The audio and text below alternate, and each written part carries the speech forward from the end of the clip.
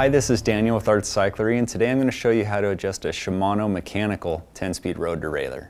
The main adjustments are the upper limit, the lower limit, the cable tension, which is adjusted coarsely at the anchor and finely with this barrel adjuster. And then the last adjustment here is the B tension screw. First we need to adjust the derailleur down into the small cog. Once we do that, we're going to turn the barrel adjuster all the way in so that we have room to adjust it after adjusting the cable position at the anchor. So now that we have that done, we're going to adjust the high limit screw, and that'll give us our starting point. So that's right here, and as we turn that screw in, you'll see that it moves the derailleur inboard. We turn it out, it moves the derailleur outboard.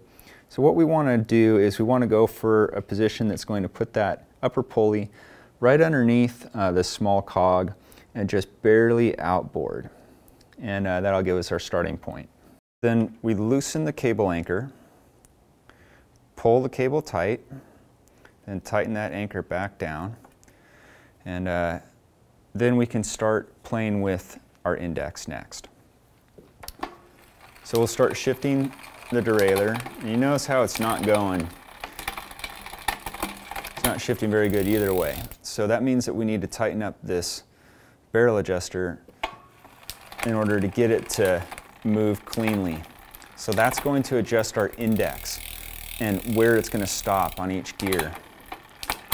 So you can play around with that a little bit and kind of see where you want to go. A good starting point is to go into your fifth cog and then line up the derailleur underneath that cog, just visually. Now that we have the derailleur in this gear, we use our barrel adjuster to kind of fine-tune where the pulley lines up underneath the cog that we've selected. Now what we want to do with a Shimano derailleur is line up that cog just barely inboard of this cog. So right about there looks pretty good. Maybe we'll go another little detent there on the screw, and we'll play around with that. Shift it a few times, see how that works. Had a little bit of hesitation there on that first one, but we'll play with it some more here. And so that's shifting pretty good. We'll go just one back, see if that works any better. And yeah, it's a little bit smoother.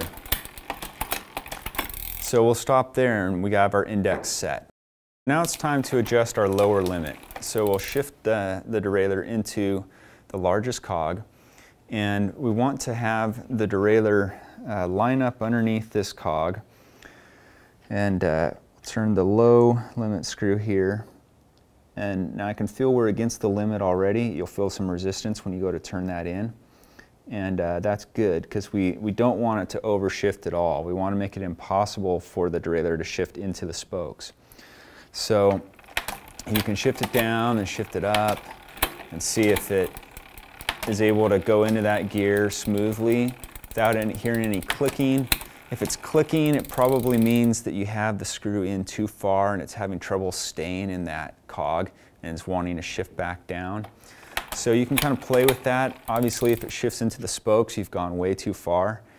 Slam on the brakes if it does that and pull the chain back out and start playing with that adjustment again until you get it to go in there cleanly.